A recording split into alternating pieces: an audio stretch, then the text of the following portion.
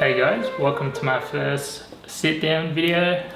Sorry if this is a bit awkward. This whole talking to camera thing's a bit new to me, and I don't know why, but a bit nervous talking to the camera, but I think by making these videos, I think it will help overcome this anxiety and anxiousness I get from talking to a camera, even though no one else is in the room. But today I just want to make a quick video about a camera I come to love, the Nikon ZF. So as a original Fujifilm shooter, I was kind of drawn to the Fujifilm aesthetic and vibe they had with the kind of retro inspired camera designs. I originally started on the Fujifilm X-T20, and then I moved on to the X Pro 1.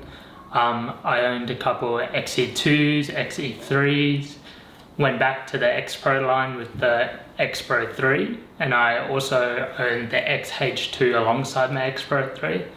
Now, you know, I love those cameras, but something about me just wanted a bit more, so I began researching, I guess, other camera brands. You know, I was familiar with some of the Panasonic cameras. I was interested in the S9, but then as I was researching, I saw this camera pop up. I'm like, whoa, aesthetically it just looks like pleasing to look at, and it's definitely a camera that you just want to pick up and start shooting straight away. And I'm pretty sure these cameras were, or the design of the cameras were based off the old Nikon FM2 film cameras from back in the day.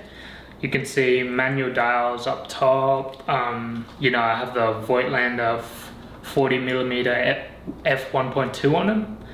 So really gives you that manual tactile shooting experience, which I love, and was the reason why I loved Fujifilm so much, because it kind of gave me that pleasure of, I guess, having a film looking camera, which I loved.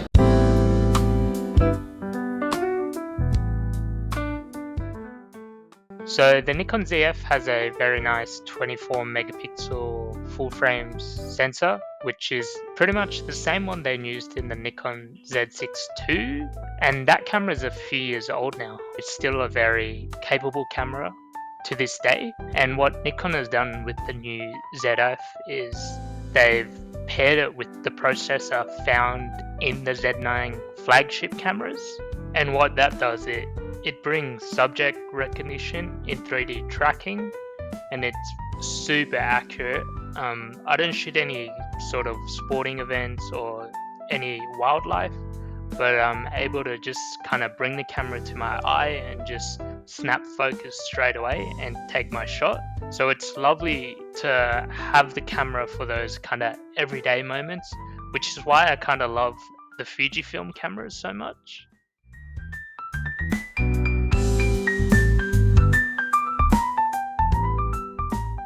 Like I just mentioned, the Nikon ZF features the same sensor that comes in the Nikon Z6 II, but what Nikon has done here is they've put in the processing power of the flagship Z9, so it provides really good autofocus, very snappy, and the sensor just kind of provides photos with this sort of organic kind of, I don't want to say film look, but it's just a pleasing image that is lovely to work with in Lightroom.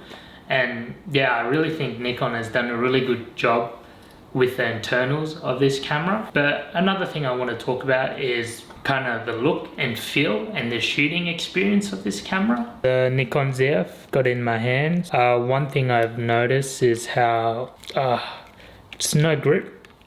So find myself, you know, after holding it for maybe like 10-15 minutes, my fingers start to get sore. So I had to buy this small rig grip. Would highly recommend you guys buying that grip as well. Kind of provides that kind of grip that you need there, because like I said, I find that the camera tends to slip out of your hands after a while, which I just wish Nikon would have somehow made this a bit bigger, but what can you do? The design is very much based off the old Nikon film cameras. As you can see, you got manual dials there. Can adjust your ISO, shutter speed and whatnot, and you turn it on. You can see your aperture in this little digital kind of screen there, which is cool. But yeah, I just love how it looks, how it gives you that manual tactile film camera shooting experience. And it was one of the main reasons why I bought this Voigtlander 40mm 1.2 to go with this camera, because I wanted a kind of fully manual shooting experience, and it's exactly what I'm getting with this camera. So yeah, overall, I think Nikon has done a really good job with this camera.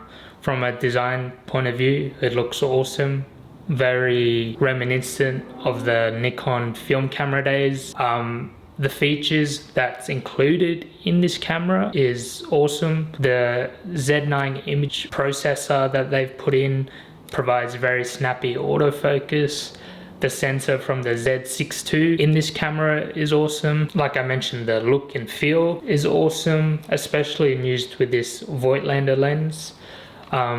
Obviously the one gripe I have with it is obviously the grip, you know, but I would recommend that small rig grip. Overall, it's a great camera, and it's definitely one that I don't think I'll ever sell, because it's such a timeless camera with all the features you would need. And I didn't talk about the video features too much because I don't shoot videos with this. I'm shooting that on a different camera, which I'll make a video on about in the future. But yeah, check this camera out, and if you guys have any questions, let me know in the comments. And like I said, sorry for my awkwardness, and you know, like and subscribe. I think that's what YouTubers do. But peace out everyone, see you in the next video.